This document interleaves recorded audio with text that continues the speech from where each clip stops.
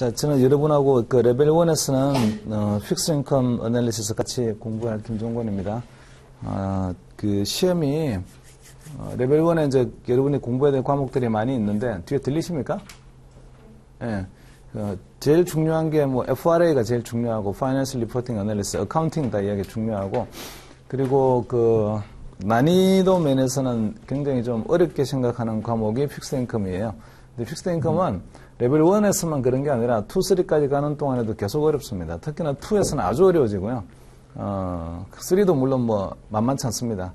그러니까 그 CFA 협회에서 시험을 이제 글로벌하게 시험을 치고 나면 글로벌 서베이를 하는데 시험이 어땠어요? 이런 서베이가 있어요. 그 서베이를 해서 이제 이 과목이 어려웠다, 이 과목이 어려웠다, 이제 레벨별로 이렇게 이제 그 서베이를 하면 픽스드 인컴이 굉장히 난이도가 높아서 어려워요라고 그렇게 말을 하는 그런 아주 대표적 과목 중에 하나입니다. 그나마 레벨 1은 좀 낫고요. 근데 레벨 2 가면 진짜 어려워지고 뭐 이렇게 되는데 그 레벨 1에서도 뭐 만만치 않으니까 조금 긴장을 하셔서 공부를 하시고 그리고 레벨 1에서 저랑 같이 공부를 하는 동안에 그 설명을 듣게 되면 대부분 다 이해가 돼요. 처음에 이제 설명을 들으면 이해가 되는데 안 되시는 분도 물론 있을 거야. 근데 한 번 들어서 안 된다고 해서 포기하지 마시고 두 번, 세 번 반복해 듣다 보게 되면 점점 세뇌가 됩니다.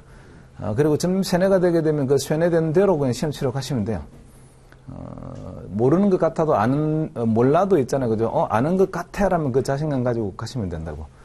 그리고 그 자신감으로 시험 치시면 돼요. 그러면 또 뭐 합격할 수 있어요. 이 픽스드 인컴이 계산을 많이 해야 되는 좀 컴퓨테이셔널리 오리엔티드에 되는 그런 과목이다 보니까 계산기도 좀 두드리게 가면서 뭘 해야 되고 그 다음에 되게 뭔가 약간 보게 되면 사이언티픽한 느낌이 조금 들어요. 이렇게 뭐 규칙적으로 뭔가를 이렇게 뭐 현가로 땡겨오고 이런 과정들이 되게 많이 있으니까 계산기를 좀 익숙하게 두드릴 수 있다. 이렇게 연습들도 많이 하시기 바랍니다. 자, 공부해야 될 내용들을 한번 보도록 할게요. 저기 앞부분에 목차 있거든요. 맨 앞에 목차, 그 로마 숫자로 5페이지요.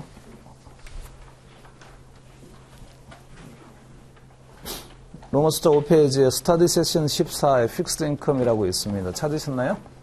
네, 여기에 보면 우리가 이제 공부해야 될 그 주제들이 쭉 나와 있는데 리딩 42가 Fixed Income Securities Defining Element 이거는 그 채권을 공부하기 위한 채권 상품이 이런 상품이에요라는 인트로덕션 소개입니다. 그래서 이런저런 채권들이 있어요라고 그리고 채권을 사시게 되면 앞으로 뭘 받을 수 있는 건가요? 뭐 이런 것들에 대한 간단한 컨셉 이야기들이 좀 나와 있어요. 컨셉 이야기라고 해서 그 쉬운 건 아니고 이 중에서도 조금 약간 까다롭고 어려운 주제들도 있어요. 근데 그런 주제들은 제가 설명을 할 때 좀 디테일하게 상세하게 설명들을 계속 할 겁니다. 그 다음에 두 번째 주제가 Fixed Income Market Issuance, Trading and Funding인데 이거는 채권 시장에 대한 이야기입니다. 그래서 이것도 그 약간의 컨셉 중심의 이야기라서 크게 뭐 중요하진 않고요. 여기서는 뭐 시험에 넣을 만한 주제가 많지 않아요. 이쪽 주제에서는. 그리고 이제 중요한 챕터가 그 리딩 44에 나오는 Introduction to Fixed Income Valuation 여기부터가 이제 중요합니다. 출제빈도 높고요, 당연히. 그리고 여기서 다루어야 될 주제들이 대부분 계산과 관련된 주제들이 많아서 이때부터는 이제 계산을 막 하기 시작해야 돼요. 이런저런 계산들을 많이 합니다. 그리고 그 리딩 45는 Introduction to ABS. 이 ABS는 채권 중에서는 아주 그 독특한 채권이에요. 그리고 과거에는 이 주제가 레벨 2에 속해 있던 주제였는데 레벨 2에 있던 주제가 레벨 1으로 내려온 지 한 3년쯤 되었습니다. 그리고 레벨 2에서는 이걸 이제 공부를 안 해요. 그리고 과거에 레벨 2에 속해 있을 때는 이 ABS가 속해 있을 때는 챕터가 두 개의 챕터가 있었는데 두 개의 챕터 중에서 하나를 버리고 하나의 챕터만 레벨 1으로 내려왔습니다. 그리고 이때 아니면 공부를 하지 않아요. 이거 ABS는 이때 하면 그냥 끝입니다. 레벨 2에서 전혀 다루지 않는다고요. 여러분이 출제자라고 하게 되면 이거 시험 내시겠습니까? ABS? 아니면 그냥 스킵하시겠습니까? 레벨 1에서만 딱 다뤄요. 레벨 2에서는 안 다뤄요. 레벨 1에서 테스트 하지 않으면 다른 데서 테스트할 레벨이 없어요. 레벨 1에서는 반드시 테스트합니다. 그러니까 여기 좀 독특한 주제가 많이 있어서 약간 좀 까다롭게 느껴질 수 있는데 ABS를 아주 디테일하게 들어가게 되면 정말 어려워요. 근데 다행히도 그 제목에 나와 있는 것처럼 그냥 인트로덕션입니다. 그러니까 구조 조금 이해하면 돼요. ABS의 구조가 이런 거고 그래서 뭐 크게 어렵지 않으니까 이거는 나중에 저랑 같이 공부를 할 때에 제가 이런저런 그림을 그리면서 이제 할 텐데 제가 같이 그림을 그리게 되면 돌아가셔서 여러분도 똑같은 방식으로 그림 그리면서 혼자서 중얼중얼 하면서 자기한테 설명도 해보고 이러면서 그 플로우하고 구조를 좀 이해를 하시면 됩니다. 계산 문제 없어요. 이쪽은 그냥 컨셉 다 이해하시면 되고 그리고 말로 나오는 문제가 나오더라도 대부분 뭐 그렇게 비비고 올 수 있는 그런 문제들이 아니라서 아주 스트레이트포워드 합니다. 뭐 그렇게 긴장을 안 하셔도 되고 어쨌든 여기서는 분명히 시험 문제가 나올 거다 이렇게 예상을 좀 하셔야 될 것 같아요. 자, 그리고 다음 페이지에 그 리딩 46에 나오는 거요. Understanding Fixed Income Risk and Return이 있어요. 이거는 레벨 1, 2, 3를 거쳐가는 동안에 다 중요합니다. 그리고 레벨 1에서는 이제 그 기본 개념을 공부를 하긴 하는데 이거 약간 수학적이에요. 여기서 하는 것들은. 뭐 미분의 개념도 조금 나오기도 하고. 그래서 처음에 보면은 좀 어려워요라고 느껴지는 챕터가 이 Understanding Fixed Income Risk and Return입니다. 근데 여기서 튼튼하게 좀 개념을 좀 잘 잡아놓지 않으면 나중에 레벨 2에 가서도 어려워지고요. 레벨 3에 가게 되면 정말 어려워집니다. 그리고 우리가 공부하고 있는 금융상품 중에 지금 채권이라는 상품이 나중에 점점점 공부를 우리가 하시다 보게 되면 주식 밸류에이션 공부하고 채권 밸류에이션 공부하고 디리버티브 밸류에이션 공부 이런 것들 AI 이런 것들 다 공부하시게 될 텐데 그런 것들 하나하나 투자하자 이런 게 CFA가 아니에요. 나중에 포트폴리오를 짜야 되는데 그 포트폴리오를 짤 때에 채권이 가지고 있는 속성 그다음에 주식이 가지고 있는 속성 이런 것들을 좀 잘 알아야만이 포트폴리오를 갖다가 좀 효율적으로 짤 수가 있어요. 근데 지금 여기 제목에 보니까 Understanding Fixed Income Risk and Return이잖아요. 그러니까 채권이 가지고 있는 리스크는 어떤 리스크가 있고 그 리스크를 어떻게 계량화할까 뭐 이런 것들을 여기서 공부할 텐데 그 리스크를 계량화하는 척도 공부합니다. 자, 대표적으로 이제 우리가 잘 알고 있는 듀레이션이라는 게 있어요. 듀레이션은 이름이 되게 많습니다. 그냥 매클레이 듀레이션, 이펙티브 듀레이션, 모디파이 듀레이션, 어프락시메이트 모디파이 듀레이션, 원사이드 듀레이션, 키레이트 듀레이션 엄청 많아요. 그 많은 듀레이션을 정확히 구분을 내서 이게 이런 뜻이다, 이게 이런 뜻이다. 그리고 이 듀레이션 척도가 가지고 있는 한계는 이런 거다. 이런 거를 갖다 좀 정확하게 알아야만이 언제 이 듀레이션을 쓰는 건지를 우리가 알 수 있습니다. 그래서 좀 여기 나오는 이제 이 챕터는 좀 약간 까다롭고 어려운데 좀 집중을 해서 들으셔야 되는 챕터예요. 시험 출제빈도 아주 높습니다. 여기는요. 그냥 나온다고 생각해야 돼요. 여기서는 나온다, 문제가. 그리고 그 리딩 47은 Fundamentals of Credit Analysis. 우리가 이 투자 과자는 채권이 뭐 국채에만 투자하는 건 아니고요. 회사채처럼 디폴트 위험이 있는 이런 채권에도 투자를 합니다. 그러면 이 채권의 디폴트 위험이 어느 정도 되는 건가요? 이런 걸 갖다 우리는 좀 분석을 해야 되는데 그게 이제 크레딧 어널리시스예요. 다행히도 레벨 1에서 나오는 크레딧 어널리시스는 난이도가 아주 낮습니다. 여기서 주로 다루는 내용들은 이 회사가 부도가 날 것 같은가요? 부도나지 않을 것 같은가요? 이거 보려고 하게 되면 여러분은 맨 먼저 뭐 보시겠습니까? 가서 사장 인터뷰하자. 어떤 정신 상태를 가지고 있는 사람인지. 그러진 않을 거예요. 뭘 먼저 볼까요? 이 회사가 부도 날까 나지 않을까요? 우리가 몸이 건강한가요? 건강하지 않은가요? 보게 되면 근데 건강검진 같은 걸 하게 되면 그 건강검진 결과표 이런 걸 보잖아요. 마찬가지예요. 기업도 이 회사가 좀 좋은 회사인지 나쁜 회사인지 그거는 재무제표를 보면 파이낸셜 스테이트먼트 보게 되면 이 회사 괜찮은 것 같아. 이 회사 좀 돈 못 버는 것 같아. 이런 걸 알 수 있잖아요. 그래서 크레딧 어널리시스의 첫 번째 단계는 재무제표를 보는 거예요. 이 회사의 재무제표. 근데 재무제표를 봐서 이 회사가 부도날까 부도나지 않을까 이런 건강성을 우리가 체크하는 거는 어디서 또 공부하는 거냐면 Financial Reporting Analysis도 또 공부합니다. 오히려 Financial Reporting Analysis가 더 디테일하게 공부해요. 그 내용들을. 그래서 그 채권에서는 굳이 채권 과목에서 재무제표 보는 법을 다룰 필요가 별로 없죠. 근데 여기서는 조금은 그걸 다루고는 있어요. 그러니까 출제자의 관점에서 보게 되면 이거 굳이 안 그래도 그 채권 문제 많이 나왔죠. 열세 문제 이런 정도 나올 텐데 근데 그 나오는 문제를 가지고 문제에 이런 다른 과목에서 다루는 내용을 갖다가 채워서 테스트를 할까 이럴 이유가 별로 없다고요. 그러니까 이 챕터는 사실은 그렇게 중요도는 없습니다. 맨 마지막 챕터는.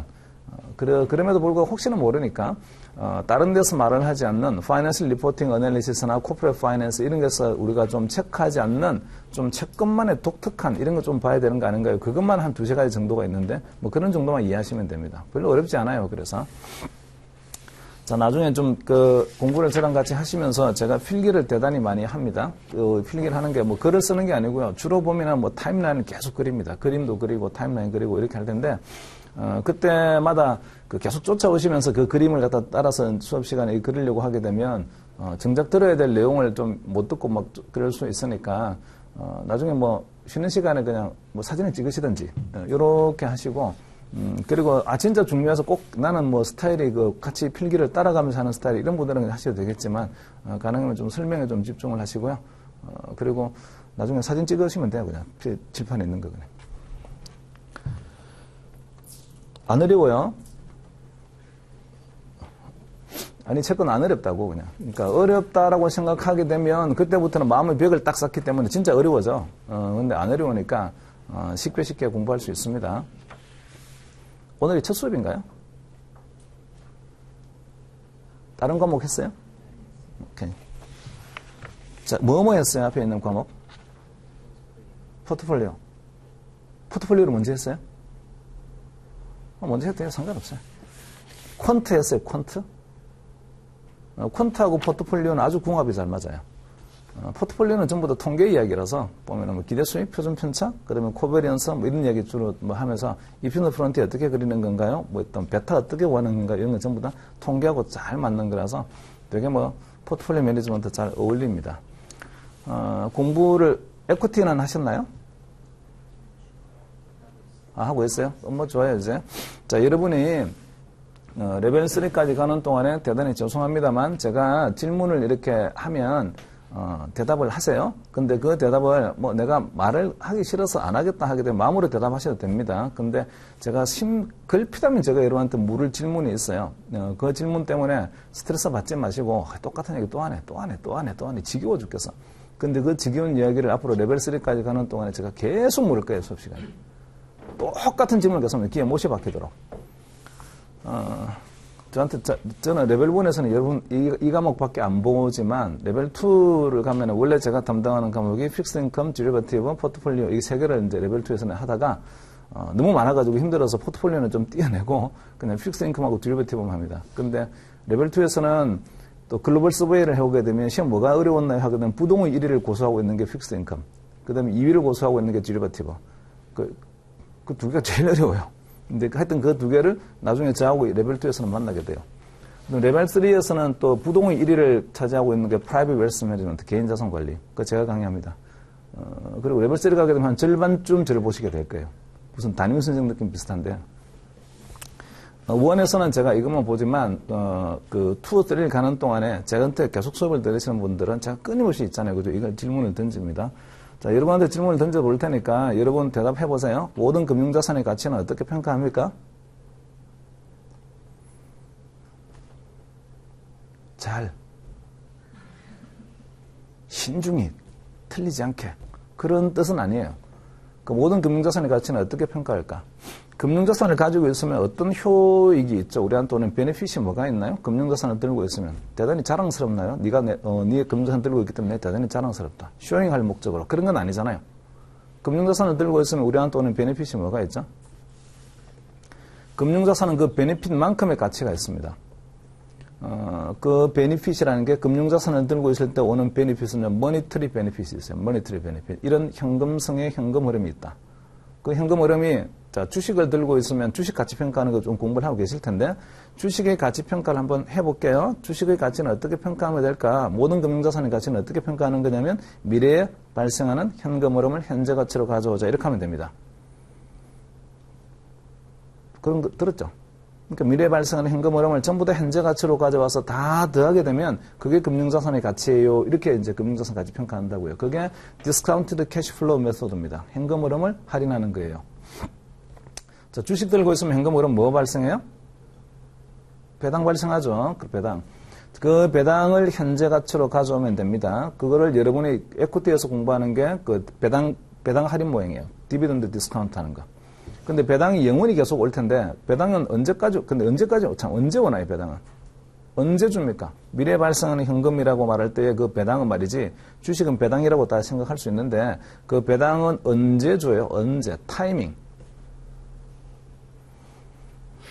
모르겠어요. 언제 준지 모른다고. 주주총회를 해서, 주총회에서 뭐 줍시다 하면 주는 건데, 날짜가 며칠인지 난 모르겠어, 하여튼.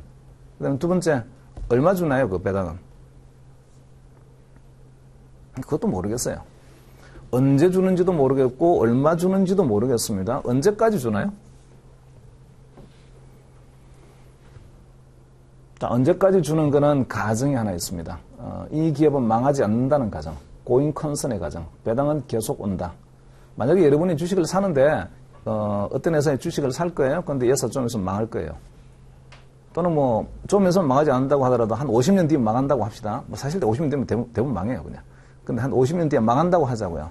자, 그러면 마치 사람이 죽는 거하고 똑같아요. 수명이 정해지는 거와 똑같다고.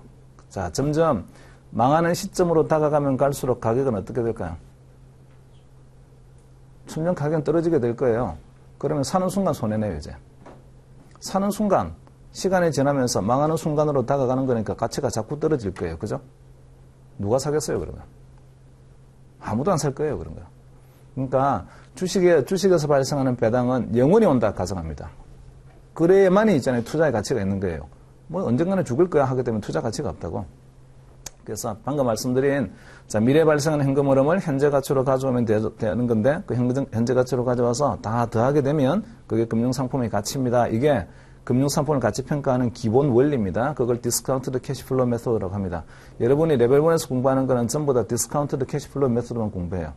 그거 말고 밸류에이션 하는 방법이 몇 가지가 더 있어요. 리스크 뉴트럴 밸류에이션 여러 가지 방법들이 있는데 그런 것들은 나중에 좀 수준이 높아지시게 되면 그때 가서 좀 공부하게 될 거예요. 자, 배당이 주식을 가지고 있을 때 발생하는 현금 흐름은요. 자, 타이밍 모르겠어요. 금액은 얼마 줄지 모르겠어요. 전부 다 모릅니다. 할인할 땐 뭘로 할인하면 되지? 현재 가치로 가져와야 되는데 현재 가치로 어떻게 디스카운트 해오면 됩니까? 할인율 써야 되는 건 있는데. 자, 기본 원리가 이래요. 애널리스트들이 이 주식을 사시게 되면 배당이 이렇게 올 거예요라고 예측을 했습니다. 자, 그 예측을 하면 맞을까요, 진짜? 앞으로 이 주식의 현금 흐름이 이렇게 올 것 같아요라고 예측을 하게 되면 예측 맞을까요? 100% 안 맞습니다. 절대로 맞을 수가 없어요. 예상되는 현금 흐름이 절대로 안 맞습니다. 예상되는 현금 흐름이 그대로 다 맞으면 무혐 채권입니다, 그거는.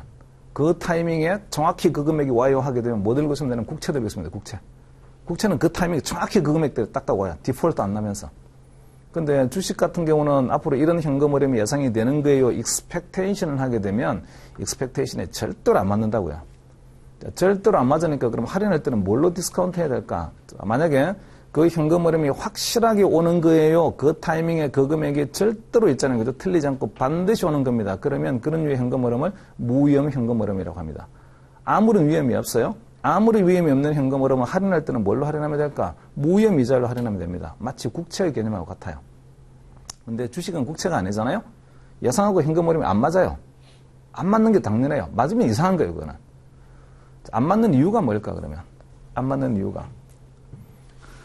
자, 정확히 그 타이밍에 그 금액이 정확히 오게 되면 무슨 현금 흐름이라고요? 무위험이에요. 자, 무위험 현금 흐름은 할인할 때 뭘로 할인하면 되는 거냐면 무위험 이자로 할인하면 됩니다. 근데 예상으로부터 벗어나가지고 맞지 않게 되면 맞지 않는 거에 대한 위험 프리미엄을 붙여서 할인하면 됩니다. 예상으로부터 벗어나는 이유가 뭘까요? 자, 두 가지가 있어요. 배당을 좀 덜 준다든지, 예상보다는 많이 준다든지, 이건 왜 그렇게 주나요? 이렇게 물어보면 요즘 장이 안 좋잖아요. 경기가 안 좋으니까 다 회사들이 다 안 좋아요. 우리만 못 주는 게 아니고 다른 회사도 다 못 줘요. 이런 것들을 우리는 체계적 위험이라고 합니다. 시장 위험이라고 해요. 그 다음에 시장은 다 좋은데도 불구하고 경기가 다 좋은데도 불구하고 왜 우리는 배당을 안 주나요? 경영진이 쫄딱 망했어요. 뭘 못했어요. 그런 것들을 firm specific risk한 기업 고유한 위험이라고 합니다. 그중에서 기업 고유한 위험은 말이지 분산 투자를 하게 되면 없앨 수 있으니까 그런 거에 대한 프리미엄 받을 수는 없고 시장 전체하고 연동하는 위험은 아무리 분산 투자해도 우리가 없앨 수 없으니까 거기에 대해서는 프리미엄을 받아야 되는 거야. 그러니까 무위험에다가 시장 전체하고 연동되는 프리미엄을 받아야 되는 거야. 그게 뭐예요? CAPM, CAPM. CAPM 공부하셨나요? 그러니까 주식의 가치 평가할 때 현금 흐름 할인할 때 뭘 쓰면 될까? CAPM 쓰자. 자, 근데 그 배당이 그냥 가만히 있으면 CAPM 하나로만 할 게 아니고 배당이 성장한다라고 가정을 하자.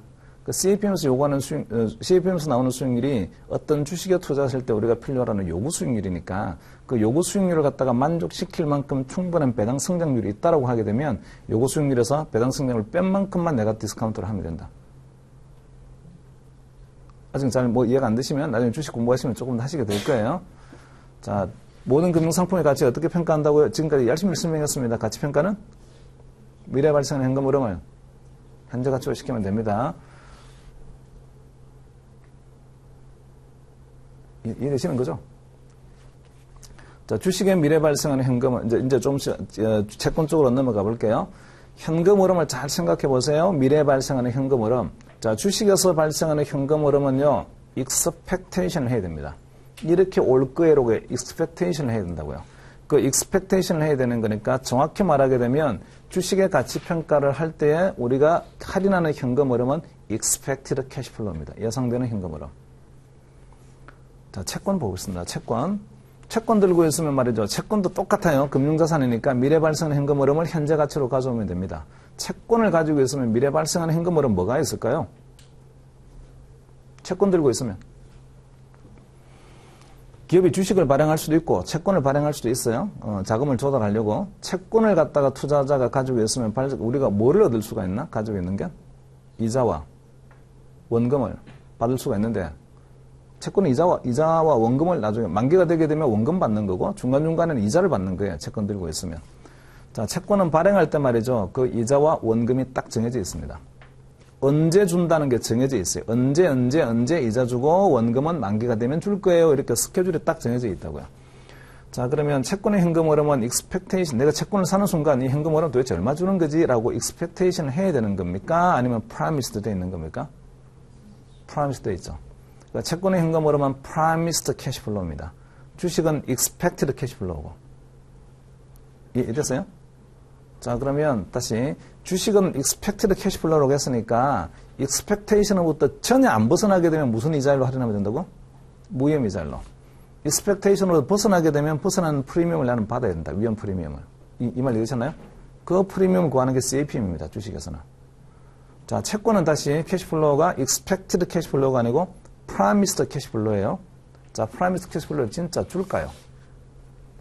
그 약속을 지킬까?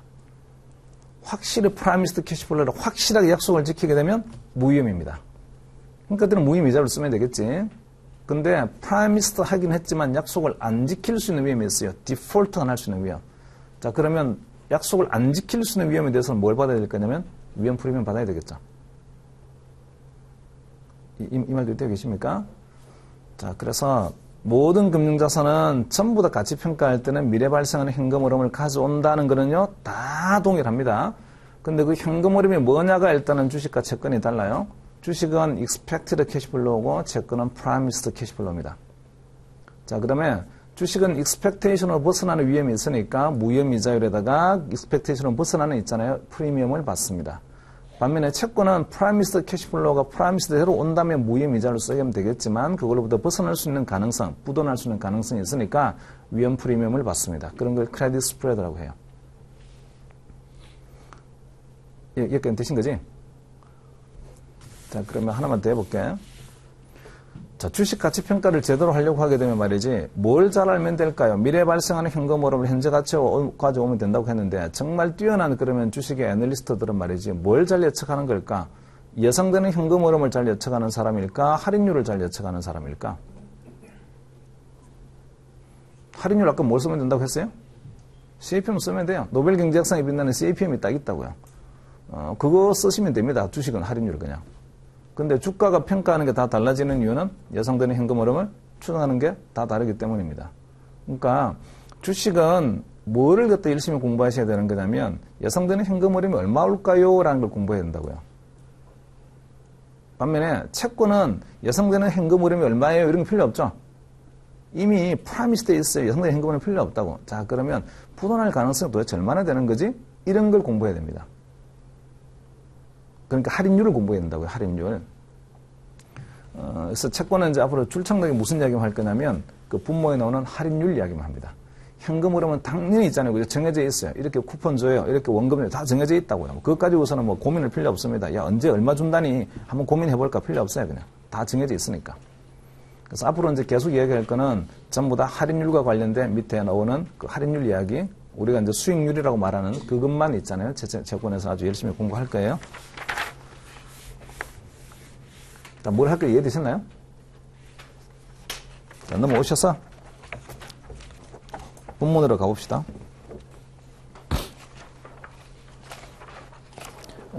먼저 저희 첫 번째 챕터부터 이렇게 진도가 나갈 텐데 이게 좀 약간 딜레마예요. 우리가 모두 7번인가 아마 하게 돼 있을 거예요. 7번인가 6번인가 아마 그럴 텐데 여러분하고 같이 이렇게 공부를 하다 보게 되면 첫 번째 챕터와 두 번째 챕터의 시간을 많이 뺏기게 됩니다. 이게 그냥 아주 the very basic에 해당되는 기본을 자꾸 이야기를 이제 좀 하다 보니 시간을 많이 뺏기게 돼요. 그러면 정작 중요한 뒷부분에서는 시간을 쫓깁니다. 그래서 그 뒷부분에서 시간을 좀 많이 할애하면서 좀 천천히 이야기를 하면서 이해가 되는지를 일일이 아이 컨택을 하면서 이렇게 봐야 될 텐데 그렇게 하기는 시간이 많이 쫓겨요. 그럼에도 불구하고 그렇게 할 거예요. 아이 컨택을 하면서. 혹시나 몰라서 나중에 그래서 보강을 한번 할 수 있으니까 미리 그거는 좀 기억을 하고 계세요. 그리고 이거 진도가 너무 느리다고 생각이 드시면요. 쉬는 시간은 저한테 얘기하세요. 오셔가지고 좀 빨리 해주세요라고. 그럼 저는 그분이 빨리 해달라고 했다라고 저분이 빨리 해달라고 해서 저는 빨리 합니다라고 얘기할게요. 자, 237페이지 보십니다. 리딩 42에 Fixed Income Securities Defining Element라는 거요. 친절하게도 이 카플란에서 CFA 이 스웨트 노트를 갖다 이렇게 서머리 노트를 만들어 놓고 이거전 포커스라고 해서 매 챕터마다 이거전 포커스를 이렇게 정리를 해놨어요. 나중에 이거 한번 보십니다. 그냥 여러분 읽어보시라고요. 그리고 참 부언해서 말씀을 드리면 이 CFA 스웨트 노트에 나오는 말들을 갖다가 금과 옥조처럼 읽으시면 안 돼요. 여기 나오는 표현들도 틀린 표현들도 있고 틀린 것도 있습니다. 그러니까 그 강사님들이 있잖아요. 그죠? 이야기를 해 주실 거예요. 설명하면서. 자, 출제자가 시험을 낼 때 말이죠. 여러분 CFA는 CFA 코어 리딩이 있어요. 코어 리딩. 이 책 말고 이거는 서머리 한 거고 LOS에 맞춰서 이거 말고 원본 책이 있습니다. 자, 출제자는 그러면 뭘 보고 시험을 낼까요? 이거 스웨트 노트 하나 갖고 와봐 해가지고 이거 보고서는요. 야, 이것은 이런 말 했네 보고 시험 내겠습니까? 아니면 원본에 나와 있는 책 보고 시험 내겠습니까? 원문에 나오는 보고 시험 낼 거예요. 근데 이 스웨트 노트는 그 원본에 나와 있는 그걸 갖다가 그 LOS 맞게끔 있잖아요. 서머리를 한 겁니다. 캐플란에 있는 교수들이.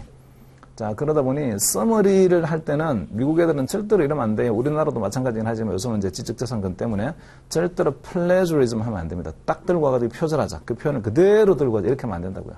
그러니까 뭔가 패러프레이징을 해놨어요. 말을 좀 바꿔놨어요.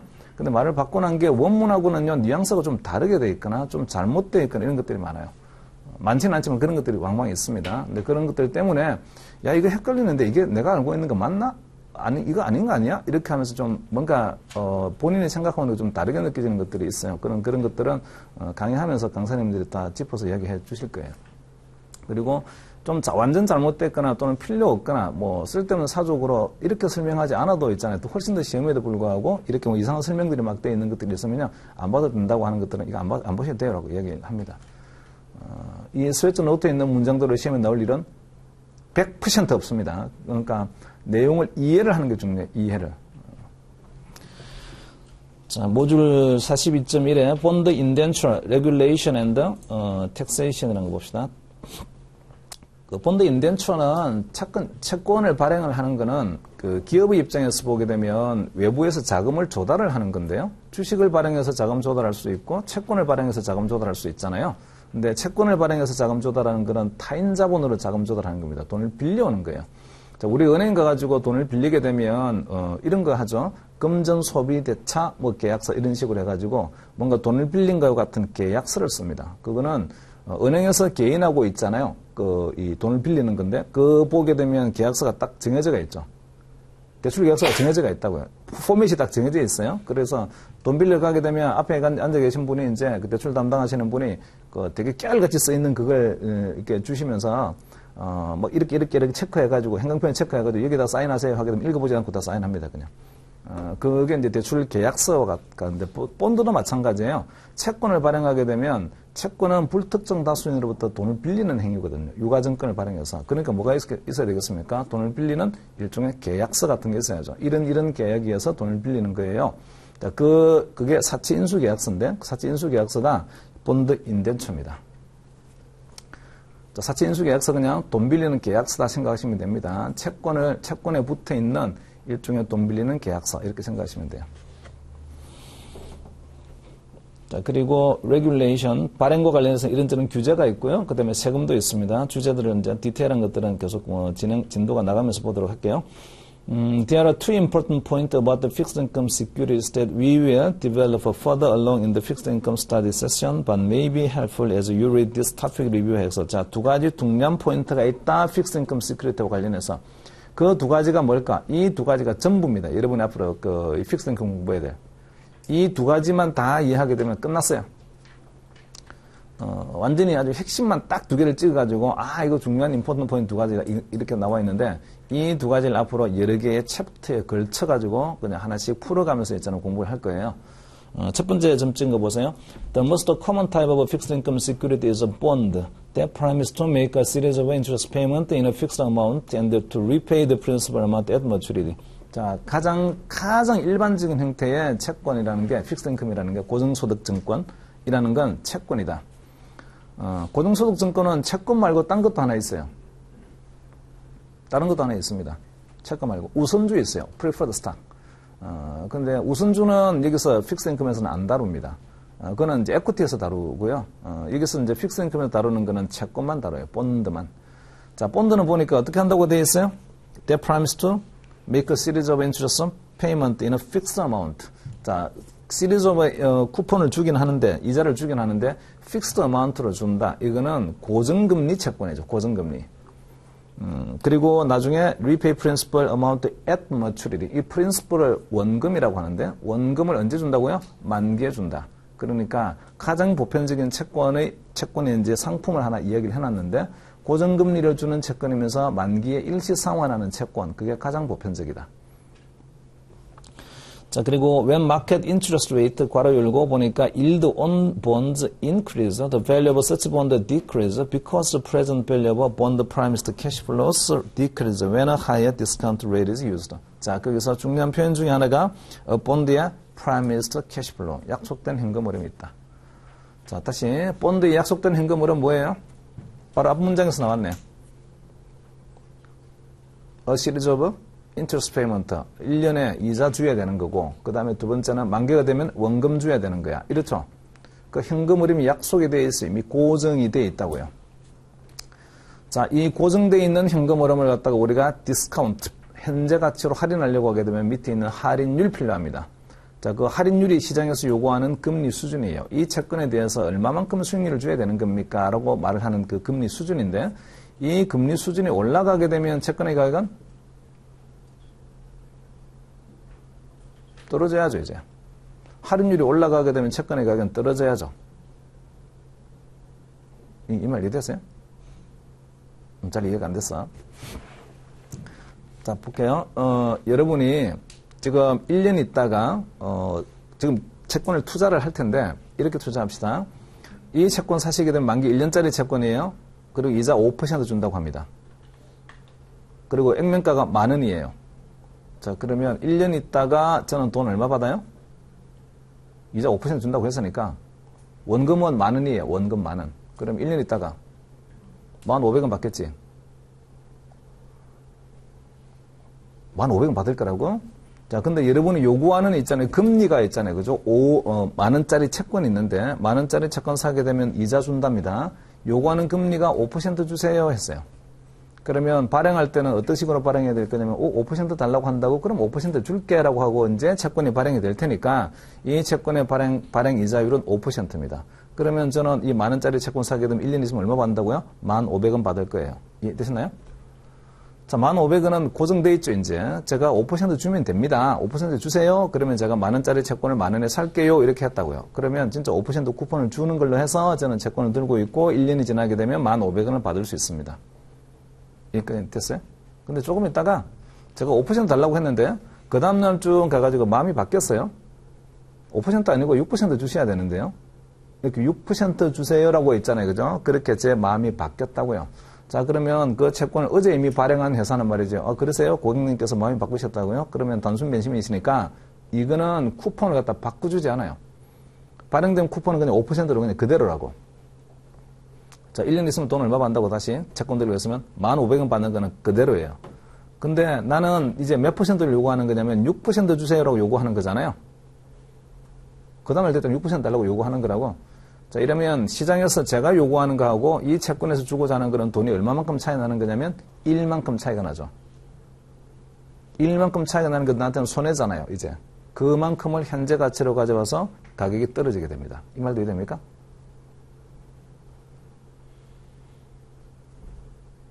좀 이따 하게 될 거예요, 이제. 그런 이야기를 줄기차게. 자, 이 첫 번째 챕터를 다 이해하기까지가 사실은 뭐 처음 들으시는 분들은 잘 이해가 안 돼요, 이럴 텐데, 기본 원리는 채권을 샀을 때에 시장에서의 금리가 올라가게 되면 채권의 가격이 떨어지는 이유는 그 채권의 이자가 고정이 되어 있기 때문입니다. 이자가 고정이 되어 있지 않고 시장 금리대로 계속해서 줄게 이렇게 하게 되면 채권 가격이 떨어질 리가 없어요. 근데 금리가 딱 고정되어 있으니까 채권의 가격이 떨어집니다. 경제학 공부하셨습니까, 혹시? 뭐 경제학적으로 이야기해 볼게요. 자, 이 채권 사게 되면 이자 얼마 준다고 했냐면 5% 준대요. 제가 돈을 가지고 이 채권을 사게 되면 5% 이자 받을 수 있어요. 그런데 이 돈을 가지고 이 채권을 사지 아니하고 다른 시장에서 뭔가 내가 투자를 하게 되면 6% 받을 수 있습니다. 시장 금리는 6%예요. 채권은 5% 준다고 해요. 어느 거 하시겠어요? 시장에다가 투자하시겠습니까? 아니면 채권 사시겠습니까? 당연히 시장에 투자하겠지. 그러면 5%짜리 채권의 가격은 떨어지게 되겠죠. 수요 공급에 따라서 떨어지게 될 거라고요. 당연히. 어디까지 떨어질까요, 이제? 저 무한대로 바닥까지 떨어진다 이러지는 않습니다. 가격이 떨어져서 이제는 이 가격으로 사게 되면 시장에서 얻을 수 있는 금리하고 똑같은 수익률이 나오겠군. 이런 정도까지 가격이 떨어져요. 이 말 이해됐어요? 자, 그러면 또 이야기해 볼게요. 금리가 고정되어 있는 기간이 짧은 게 있고 금리가 고정되어 있는 기간이 긴 거 있어요. 어느 게 많이 떨어지겠습니까? 긴 게 많이 떨어지겠죠. 당연히 긴 게. 그래서 채권마다 보게 되면 똑같이 금리가 1% 올라갔음에도 불구하고 시장 금리가 올라가 버렸어요. 올라갔음에도 불구하고 가격이 떨어지는 정도가 다 다릅니다. 우리는 그 가격이 떨어지는 정도를 우리는 리스크라고 말할 텐데 그 정도를 측정하는 척도가 듀레이션입니다. 나중에 뒤에 가서 이제 그거 아주 열심히 공부하셔야 돼요. 일단은 기본 개념 이거 첫 번째 점은 여기까지만 얘기를 하고요. 두 번째 거 보세요. Bonds are rated based on their relative probability of default. Failure to make a promised payment. 자, 채권은요 신용 등급이 있어요. 얘가 부도가 날까, 부도가 나지 않을까 일반인은 잘 모르겠어요. 그러니까 신용평가기관에서는 신용 등급을 줘놨습니다. 신용 등급이 높으면 부도 확률이 낮은 거고, 신용 등급이 낮으면 그러면 부도 확률이 높습니다. Because investors prefer bond with a lower probability of default. 그러면 여러분이 똑같은 조건이라고 하게 되면 부도 위험이 높은 채권 사시겠습니까? 부도 위험이 낮은 채권 사시겠습니까? 당연히 부도 위험 낮은 채권 살 거예요. 부도 위험 낮은 채권을 사야 한다는 이야기는 부도 위험 낮은 채권에 대한 수요가 높을 거고 가격이 올라간다는 뜻입니다. 이해되시나요? 자, 제가 높은 가격으로 사게 되면요. 이 채권은 아까 말씀드린 것처럼 프라미스 캐시플로는 이미 약속이 되어 있어요. 얼마씩 돈 준다는 게 약속이 되어 있다고요. 그런데 살 때 높은 가격으로 사게 되면 내가 얻을 수 있는 수익률은 낮아지게 되겠죠.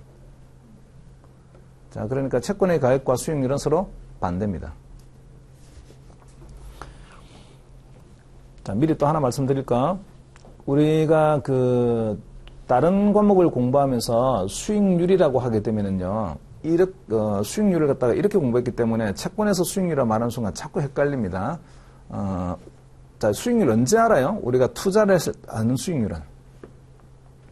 투자하면서 합니까? 투자 끝나야 합니까? 응? 끝나야 알죠? 다 그렇게 알고 있으니까 채권에서는 처음부터 어려워요. 수익 말이 나오면. 자, 끝나야 알아요. 이런 것들은요, 리턴입니다. 이런 수익률이 나왔어요라고 했잖아요. 리턴. 근데 채권에서 말하는 수익률은 리턴이 아니고 일드를 말합니다. 일드는 살 때 있잖아요. 예상되는 수익률이에요. 이 가격으로 산다라고 하게 되면 이 수익률이 나와야라는 수익률. 자, 왜 그렇게 처음부터 있잖아요. 그 일들을 예상할 수 있는 거냐면 채권을 딱 샀잖아요. 근데 사게 되면 돈을 지불을 하게 되죠. 그리고 나중에 이 채권으로부터 나오는 현금 흐름이 이미 고정이 되어 있어요. 그러니까 이 돈 주고 사게 되면 나중에 이런 돈들을 받을 텐데 그러면 수익률이 몇 %지? 라는 걸 내가 미리 계산할 수 있다고요. 이해되셨나요? 자, 그래서 채권에서 말하는 수익률은 사후적 개념의 수익률이 아니고요. 사전적 개념의 수익률입니다. 이 가격으로 산다면 앞으로 이런 현금 받을 테니까 수익률이 이만큼 나오겠군 이라는 그 수익률이라고요. 자, 그리고 또 봅시다. 그러면 거기 두 번째 점 찍은 거에서 두 번째 문장 보세요. Because investors prefer bond with lower probability of default, bond with lower credit quality must offer investors a higher yield to compensate for the greater probability of default. 이 말 이해되시나요? 자, 다시. 부도 위험이 높으면 가격이 싸다, 비싸다? 가격이 싸다니까 가격이 싸게 샀는데 약속된 현금 흐름은 딱 정해져가 있어요. 그럼 수익률은? 높겠죠? 당연히 수익률이 높게 나올 거라고. 자, 근데 수익률이 높게 나온다고 해서 당연히 높게 나오는 건 아닙니다. 대신에 뭐가 있냐면 디폴트 날 수 있는 위험이 있어요. 부도 위험이 높으니까. 그래서 만기까지 무사히 있잖아요. 그죠? 부도 내지 않고 돈 준다라고 하게 되면 수익률이 높은 거예요. 근데 중간에 부도 나버리게 되면 그 수익률은 말짱 꽝입니다. 그래서 우리가 지금 말을 하는 요 수익률은 이 채권이 부도 나지 않는다는 전제하에 약속된 현금을 계속 줄 텐데 그러면 이 가격으로 사게 되면 수익률이 만기까지 갔을 때 얼마가 나오는 건가요? 그게 수익률입니다. 이해됐어요? 자, 또 넘어갑시다.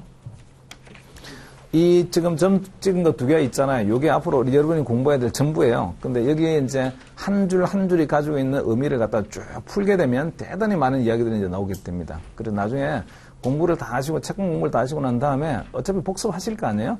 복습하실 때 한 두 번쯤 보고 난 다음에 세 번째 볼 때 요 두 개를 딱 보는 순간 있잖아요. 수없이 많은 이야기들이 머릿속에 쫙 지나가게 되면 공부 다 한 거예요. 페이지 넘기셔서 238페이지 옵니다. 자, 238페이지에 그 LOS 42에 봅시다. The features of a fixed income security include the specification of. 그러니까 채권이 fixed income security가 고정소득 증권인데 고정소득 증권 우리가 다루는 거는 채권만 다뤄요. 그러니까 그냥 fixed income security라고 하게 되면 그냥 채권 이렇게 생각하시면 됩니다. 채권의 특징은 이런 것들이 있어요라는 게 있는데 첫 번째 the issue of the bond. issue of the bond는 채권 발행자입니다. 누가 채권을 발행하나요? 현대자동차가 채권을 발행할 수도 있고 삼성전자가 채권을 발행할 수도 있고 정부가 채권 발행할 수도 있고 지방정부가 발행할 수도 있고요. 두 번째도 maturity date bond, 채권의 만기요. maturity date에서는 채권의 만기가 되게 되면 원금을 돌려받습니다. 투자자는. 그 다음에 the par value, principal value to be repaid. par value는 액면가라고 합니다. 채권 액면가. 우리나라는 뭐 만 원이 액면가고 우리는 우리나라 거 공부하는 게 아니잖아요. 지금 이 공부하는 게 미국 거 공부하는 거라서 미국 채권은 달리 말이 없으면 액면가가 $1,000입니다. 종류가 많아요. 액면가가. 근데 달리 말하지 않으면 액면가는 $1,000짜리다. 그 다음에 쿠폰 rate and frequency. 쿠폰, 채권에서 받는 이자를 쿠폰이라고 합니다. 그래서 우리는 뭐 interest 이렇게 이자라고 말을 하지만 이 interest라고 말하는 이자는 FRA 같은 그 회계학에서 말할 때는 이자 비용이에요. interest 이렇게 말을 하는데 채권에서는 그냥 쿠폰이라고 합니다. 옛날에는 채권을 발행했을 때 아주 옛날에 미국이 철도 놓을 때 JP 모간에서 채권을 갖다 주선해서 발행을 했어요. 그때 발할 때 그 채권을 사게 되면 쿠폰북이 있었어요. 쿠폰북. 쿠폰북에는 이제 예컨대 뭐 $100 이렇게 이제 도장이 딱 $100 찍혀 있고 날짜가 찍혀 있고 은행명이 있으니까 그 날짜에 그 쿠폰을 뜯어가지고 그 은행 가게 되면 돈으로 줬어요. 근데 그게 이자예요. 그래서 채권을 이제 쿠폰이라고 합니다. 채권에서 이자를 쿠폰. 그리고 frequency는 그 빈도입니다. 쿠폰 몇 번 주나, 1년에 몇 번 주나요? 이런 거예요. 1년에 한 번 이자 주는 건가요? 두 번 이자 주는 건가요? 이렇게. 그 다음에 밑에서 currency in which payment will be made. 자, 이거 어떤 통화로 주는 겁니까? 원화로 주는 겁니까? 달러로 주는 겁니까? 이자나 원금을. 자, 이럴 수 있어요. 우리가 이제 한국 채권을 사게 되면 이자하고 원금은 전부 다 한국 원화로 받잖아요. 뭐 미국 채권 사게 되면 이자하고 원금을 전부 다 달러로 받을 거예요. 근데 이자는 예컨대 엔화로 받고, 그 다음에 원금은 다시 원화로 하고 이런 것들이 있습니다. 쿠폰과 원금이 통화가 서로 다른 채권들이 있어요. 그런 걸 듀얼 커런시 펀드라고 하는데 그 이중통화 채권. 그 이중통화 채권은 레벨 1에서 안 배웁니다. 레벨 3 가시게 되면 그 잠깐 나오니까 그때 공부하시면 돼요. 그러니까 일반적으로 그냥 우리가 공부하는 채권은 그냥 동일 통화, 이자하고 원금이 같은 통화의 채권이에요. 이거 합니다, 그냥. 자, 그리고 이제 하나하나씩 그 이야기가 나오는데, issuers of bond, 이거는 채권 발행하는 발행자죠. 누가 발행하는 건가요? 근데 보니까 corporation, 회사가 발행하는 거예요. 이 회사가 발행을 그냥 회사채라고 합니다. 회사가 발행했어요. 채권 회사채. 이렇게 말을 해요.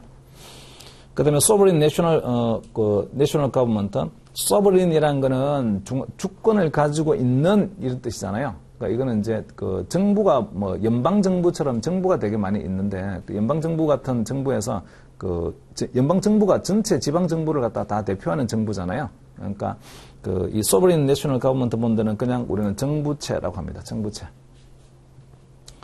자, 그리고 정부채는 그 prime example of US Treasury bond, 미 재무성 증권. 이게 US Treasury bond가 아주 대표적인 미 정부채입니다. 그 다음에 non-sovereign government가 있어요. non-sovereign government는 어떤 중앙정부는 아니지만 하여튼 이 정부입니다. 중앙정부가 아니면서 정부인 게 지방정부죠. 그러니까 non-sovereign government는 지방정부가 발행한 채권들이에요. 그 다음에 quasi government entity, 이거는 이제 그 정부는 아니지만 정부와 되게 비슷한 있잖아요. 그죠? 공사 있습니다. 정부, 특별법에 만들어져 있는 이런저런 공사들이 많이 있는데 그런 공사들에서 발행하는 것들이 여기 나오는 그 quasi government entity예요. 정부가 투자하는 이런저런 공사들이 있죠. 공기업들이 발행하는. 그 다음에 supranational entity, 이거는 뭐 IMF라든지 월드뱅크라든지 이런 초국적 기관에서 발행하는 건데, 앞으로 우리가 이제 공부할 거는요, 이거 다 공부하지 않아요. 조금씩 맛을 보긴 할 텐데, mostly 나중에 공부할 것들은 회사채 공부할 거예요. 그리고 가장 회사채를 공부하기 이전에 좀 연습을 해야 되는 가장 베이직에 해당되는 게 국채라서, 국채 연습을 좀 하고, 그 다음에 회사채로 넘어가고, 이런 식으로 갑니다. 자, 밑에서 본드 머추리티. 채권의 만기죠. 본드 머추리티는. The maturity date of bond is the date on which the principal is to be paid. 이거 프린시플이 액면가인데 액면가를 도로 상환받는 날, 이 날을 갖다 우리는 maturity 만기라고 합니다. 그래서 once a bond has been issued, the time remaining until maturity is referred to as the term to maturity와 tenor of bond. 그러니까 채권을 발행해서 3년짜리 채권을 발행을 했어요. 만기 3년짜리 채권 발행했는데 1년이 지나고 나면 잔여 만기가 2년 넘잖아요. 그 잔여 만기를 term to maturity 또는 tenor라고 합니다. 자, 그리고 바로 밑에 패러그래프 보시면 when bond are issued, their terms to maturity range from 1 day to 30 years or more. 그러니까 채권 발행하게 되면 이게 뭐 만기가 대단히 짧은 것도 있고 되게 긴 것도 있어요. 만기는 아주 다양합니다. 그리고 그 세 번째 문장에 bond that have no maturity date are called perpetual bond. 만기가 없는 영부채도 있어요. 그리고 또 밑에서 bond with original maturities of 1 or less are referred to as money market security. 자, 이제 그 자금을 조달하는 시장이 있는데 자금을 조달하는 걸 1년 이하로 있잖아요. 그죠? 자금을 조달하는 시장. 뭔가 유가증권을 발행해서 자금을 조달하긴 하는데 그 자금 조달이 1년 이하예요. 이런 시장을 갖다가 머니마켓이라고 합니다. 그래서 뭐 머니마켓은 그냥 자금 조달 시장 이렇게 생각하시면 되는데 정확히 말하게 되면 단기 자금 조달 시장입니다. 단기 자금. 그러니까 짧은 만기에 돈을 쓸 거예요. 이런 것들은 단기 자금 조달 시장에서 머니마켓에서 우리가 돈을 조달하면 됩니다. 그 다음에 bond with original maturities more than 1 year, 1년을 넘어서게 되면 그러면 이런 시장을 갖다 우리는 캐피탈 마켓 자본 시장이라고 합니다. 채권은 말이죠. 채권은 만기가 1년보다 짧은 채권도 있고요. 만기가 1년보다 긴 채권도 있어요. 그러니까 어떤 채권은 머니마켓 시큐리티로 분류가 되고 어떤 채권은 캐피탈 마켓 시큐리티로 분류가 됩니다. 그게 이제 만기에 따라서 이렇게 분류할 수 있어요. 자, 239페이지로 오셔서 파밸류 볼까요? 파밸류. 액면가, 채권 액면가. The par value bond is principal amount that will be repaid at maturity. 만기가 되게 되면 이 돈을 갖다가 상환해 주는 거예요라고 말하는 그 금액이 principal 또는 par value, 액면가, face value 다양한 말이 있습니다. 자, 그리고 그 세 번째 문장에 보게 되면 bond can have a par value of any amount and their prices are quoted as a percentage of par. bond with a par value of $1,000 quoted at 98 is selling for 980. 자, 이 말 한번 봅시다. 이것만 하고 좀 쉽시다. 금융상품의 가격을 한번 표시를 해볼게요. 금융상품의 가격은 어떻게 표시를 합니까? 금융상품의 가격 표시하는 방법. 주가가 몇 원이에요? 몇 달러예요? 채권이 몇 달러예요? 이렇게 표시할 수도 물론 있습니다. 근데 그렇게 금융상품의 가격을 표시하게 되면 많은 문제점이 있어요.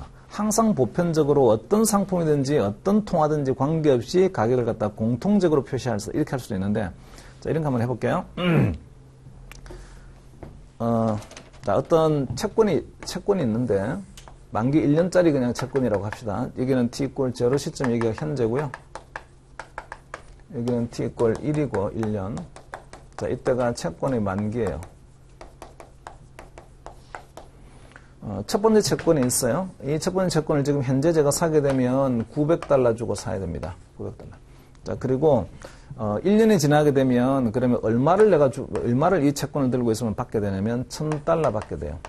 자, 이런 류의 채권들은 사실은 쿠폰을 주지 않는 이런 채권을 제로 쿠폰 본드라고 합니다. 중간에 이자가 없고요. 원금만 줘요. 이런 거예요. 나중에 만기가 되면 원금만 줘요. 나중에 만기에 원금만 주게 되면 살 때 말이죠. 그러면 $1,000 주고 사겠습니까? 그럴 일이 절대로 없죠. $1,000보다 싸게 살 거라고요. 현재 $900인 채권 하나 있어요. 두 번째. 이 두 번째 채권은 가격이 $9,000예요. 근데 1년이 지나고 나면 주는 걸 $10,000 준다고 합니다. 자, 1번 채권과 2번 채권 둘 중에 어느 게 비싸요?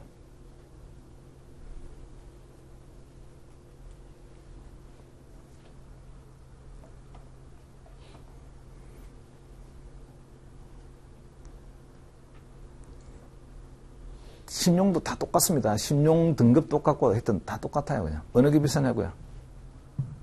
이렇게 말하면 아주 웃길 거예요. 야, 이거 1번은 $900고 2번은 $9,000라고 야, 10배나 비싸네.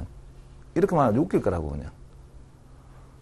자, 가격은 두 개, 사실은 두 개의 가격이 같죠? 사실은 두 개의 가격이 같다는 걸 한번 표시를 해볼까요? 어떻게 표시할 수 있을까? 같다는 걸 한번 표시해보자. 같다고. 숫자로만 표시해보자. 이게 아까 액면가라고 했는데 액면가 대비 얘는 90%로 거래되고 있네요. 액면가 대비 90%로 거래되고 있네. 이렇게 표현하게 되면 두 개 가격이 같다라고 말할 수 있죠. 이렇게 됐나요? 그때는 90%는요. 어차피 어떻게 한 거하고 똑같은 거냐면 얘가 100이고 얘도 100이야. 그러니까 백분율처럼 표시한 거야. 동일하게 환산해서 있잖아요. 나타내게 되면 90%, 90%야. 이런 거잖아요. 자, 이럴 때는 그냥 이렇게 퍼센트지 않습니다. 가격을 그냥 90으로 거래되고 있다. 이렇게 말합니다. 가격이 90으로 거래되고 있다라고 하면서 뭐는 안 붙이는 거면 달러 안 붙였죠, 앞에. $90로 거래되고 있어. 이렇게 안 붙였잖아요. 액면가 대비 90으로 거래되고 있다. 이런 뜻입니다. 자, 방금 제가 이 설명한 걸 가지고 다시 그 문장 한번 보세요. 맨 위에 239번 맨 위에 세 번째 문장에서 bond can have a par value of any amount. 액면가가 뭐든지 될 수 있다고요. $1,000도 될 수 있고 $10,000도 될 수 있어요. 뭐든지 될 수 있는데 and their prices are quoted as a percentage of par. 자, 가격을 어떤 식으로 표시한다고? quote 한다는 거는요. 공시한다는 뜻입니다. 가격을 공시하는데 어떤 식으로 공시할까? 액면가 대비 몇 %다. 이런 식으로 공시하자. 자, 그래서 bond with a par value of $1,000 quoted at 98. $1,000짜리인데 98로 가격이 공시되어 있다. 이게 무슨 뜻입니까? 현재 거래되는 게 $980로 거래되고 있다. 이런 뜻입니다. 잘 이해됐나요? 자, 이렇게 액면가 대비 몇 %다. 이렇게 공시할 수 있습니다. 가격을. 자, 근데 이렇게 공시가 되는 거는요. 채권에서는 돼요. 채권은 가능합니다. 왜냐하면 채권은 액면가가 어쨌든 액면가라는 숫자가 있고 그 다음에 만기가 되면 그 돈 받을 거야 라는 거 우리가 알아요. 무슨 말이 되시나요? 주식은요, 그러면. 주식은 만기가 있나요? 주식은 만기가 없어요. 주식의 액면가는 $5,000짜리, 500원짜리도 있고, 5,000짜리도 있고 있는데, 그러면 주가가, 지금 현재 거래되고 있는 주가가 액면가에 얼마로 거래되고 있다, 이렇게는 표시 안 합니다. 자, 주식이든 채권이든 공통으로 가격을 표시할 수 있는 방법은요? 봅시다. 제가 지금 $900에 사서 1년 후에 $1,000를 받게 되면 이거 수익률 몇 %예요? 11.11%가 나오고, 그죠? 자, $9,000에 사가지고 1년 후에 다시 $10,000를 받게 되면 수익률은 11.11%가 나오죠. 그 수익률 나오잖아요. 자, 이거 두 개가 같아요. 가격을 표시하는 방법은 채권에서는 이렇게 액면가 대비 몇 %입니까? 이렇게 표시할 수도 있고요. 두 번째는 지금 이 가격으로 사서 만기까지 간다면 예상되는 수익률이 몇 %죠? 이렇게 표시할 수도 있습니다. 자, 채권 시장에서는 그 수익률로 표시합니다. 가격 표시를. 그래서 채권 딜러들끼리 있잖아요. 그죠? 야, 내 채권 들고 있는데 네 살래? 하게 되면요. 그거 얼마야? 물어보게 되면 4.8%. 이런 식으로 얘기한다고요. 지금 사게 되면 연수익률이 4%, 4.8% 나오는 거야. 이렇게 얘기를 해요. 제 말 이해됐어요? 몇 달러다, 몇 원이다. 이렇게 말을 하지 않고. 자, 그러면 금융상품의 가격 표시하는 방법이 사실은 벌써 몇 가지가 있네. 이렇게 달러로 표시하는 순간이 있잖아요. 채권은 액면가가 다르기 때문에 착시가 생깁니다. 그러니까 달러로 표시하지 말고 뭘로 표시하면 그러면 공통의 표현을 하는 거냐면 액면가 대비 몇 %니 이렇게 표시하는 방법이 하나가 있고, 그 다음에 두 번째는 수익률이 몇 %니 이 가격으로 사게 되면 수익률이 얼마가 나오는 거니 이렇게 표시하는 방법이 있다고요. 자, 어떤 시장이든지 간에 공통적으로 쓸 수 있는 방법은요, 수익률입니다. 자, 이 수익률은요, 실현되는 수익률입니까? 예상 수익률입니까? 예상되는 수익률. 채권에서는 그 예상되는 수익률을 yield to maturity라고 합니다. 만기까지 갔을 때 예상되는 수익률은 yield to maturity. 자, 공부한 것 중에 그 CAPM 공부하셨죠? 캐피탈 애셋 프라이싱 모델 기억납니까? 자, CAPM은 자, 우리말로 하게 되면 자본자산 가격 결정 모형입니다. 캐피탈 애셋 프라이싱 모델, 자본자산 가격 결정 모형, 프라이싱 하는 모델이에요. 프라이싱. 뭘 프라이싱 하는 캐피탈 애셋을 프라이싱 합니다. 근데 캐피탈 애셋은 뭐예요? 궁금해서. 캐피탈 애셋은 그 자산을 들고 있게 되면 미래에 현금 흐름이 발생하는 자산이 캐피탈 애셋입니다. 여러분도 캐피탈 애셋이에요. 여러분도 몸값이 있다고요. 나중에 벌어들이는 돈이 있다고요, 돈. 자, 그래서 캐피탈 애셋은 주식이다가 아니고, 채권이다, 이것도 아니고, 주식도 캐피탈 애셋, 채권도 캐피탈 애셋, 거래할 수 있고, 그리고 거래를 사게 되면 현금 흐름이 발생하는 자산들은 모두 다 캐피탈 애셋이에요. 자, 그 캐피탈 애셋을 프라이싱을 해봅시다. 캐피탈 애셋 프라이싱 모델에서는 결과값이 뭐예요? 프라이싱을 했다고. 프라이싱 했더니 나는 결과가 몇 달러다 이렇게 나옵니까? 아니, CAPM에서, CAPM 공식 알고 있죠? CAPM 공식에서 나오는 결과물이 있잖아요. 그죠? 몇 달러예요? 몇 원이에요? 이렇게 나옵니까? 아니면 몇 %예요? 나옵니까? 몇 %? 자본자산의 가격을 결정하자고 해놓고, 가격을 뭘로 표시했다고요? %로. 그 %가 expected return이죠. 이거 사게 되면 이 정도는 나와야 되는 거예요. 라는 수익률이잖아요. 제 말 이해되시는 거죠? 그래서 모든 금융상품의 가치를 가치를 표시하는 방법은요, 이렇게 달러 이런 식으로 표현할 수도 물론 있지만, 공통으로 표현하는 방법은 %로 표현하는 거고요. 그것도 예상되는 수익률로. 자, 이거 사게 되면 이 정도 수익률이 나오는 거야 라고 예상되는 수익률로. 이 말 이해됐어요? 자, 그러면 앞으로 채권에서는 전부 다 가격을 뭐라고 표시할 거냐면, 이렇게, 이런 식으로 있잖아요. 그죠? 얘기할 거예요. yield to maturity. 이 가격으로 사게 되면 수익률이 이 정도 나오는 상품이에요. 이렇게 가격 표시를 할 거라고요. 자, 그거 말고 채권에서만 또 유일하게 할 수 있는 방법이 액면가 대비 얼마예요. 이렇게도 표시할 수 있습니다. 그러니까 요거 두 개 인터체인지블하게 쓸 수 있는데, 이런 방식으로 액면가 대비 얼마예요. 이런 방식으로 쓰는 거는 채권에서만 할 수 있고, 주식에서 이런 거 할 수가 없어요. 그래서 이제 채권에서는 이렇게 쓰기도 하고, 또는 수익률로 쓰기도 하고, 두 개 인터체인지블하게 왔다 갔다 하겠습니다.